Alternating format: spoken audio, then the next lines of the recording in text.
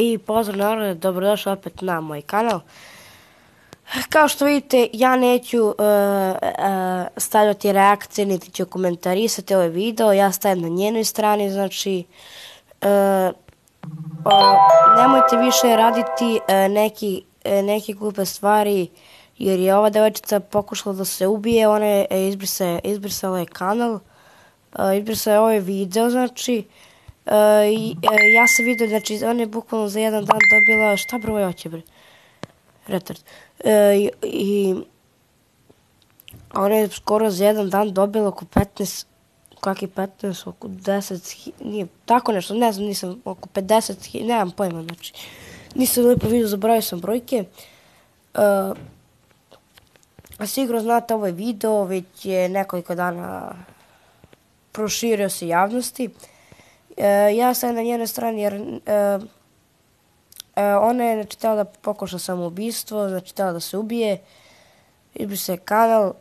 Nemojte to da radite, znači ovi hejteri što su, znači pogledajte vi koliko stvari videa izbačeno, znači koliko je videa izbačeno samo zbog nje, znači šta vama to znači, mislite da vi dobijete mnogo velike preglede ili lajkove ili subova? Naravno da nećete jer vi od toga nemate ništa. Prvo, ja stvarno ne znam kako je toj devojčici u školi kada izađe na ulicu, kad je sretne neko, znači njenim roditeljima, ako su njeni roditelji uopšte videli to. Znači ovo je dete, ajde sa 10 godina, mogu da kažem 11 najviše. Ja sam dete, znači ja imam oko 15-16 godina, znači ja kažem nemojte to da radite jer prosto ne znam kako se osjeća ta devojčica i gleda da se grozno osjeća, znači u školi igraju drugari za dirku i nemam pojma. Ne znam. Znači, stvarno ne znam.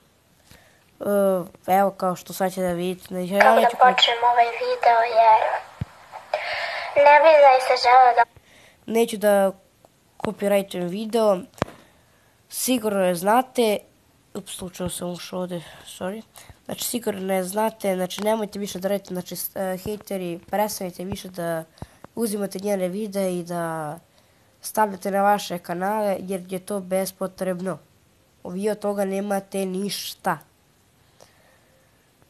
Znači, ja sam bio komentarisao jedan video i mnogo sam bio glup što sam to uradio. Znači, izbrisao sam taj komentar, ja mislim. Da. I ja joj se izvinjavam zbog toga. Ako je pogledala ovaj moj klip, ja joj se stvarno izvinjavam. Nisam trebao to da radim, jer sam ja bio budala. Znači, nemojte više ovo da radite, ljudi. Jer je ovo bespotrebno. Znači, prekinite više, znači. Znači, ovo je bukvalno za jedan dan se proširila vest, ajde eventualno 2 dana.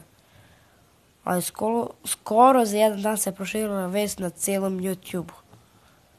Znači, to nije normalno. Ali ne znam se.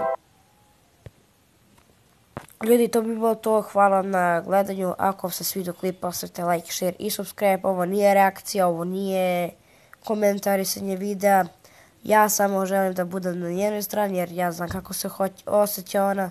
Jer sam ja isto doživio takve neke blamove. Znam kako se osjeća i, znači, stvarno ne znam šta dalje da pričam. Nemojte više to da radite, jer to čista budalaština. I ona je pogrešila što izbacio taj video. Dobro, htjela je da podeli sa vama njene osjećanja. Ona je htjela to možda da izbaci iz sebe. Ali ko se slaže, nek napiše u komentaru ko se slaže sa mnom. Znači, to bi bilo to. Ako se svidio klip, ostavite like, share i subscribe. I mi se vidimo naravno u nekom drugom klipu. Pozdrav!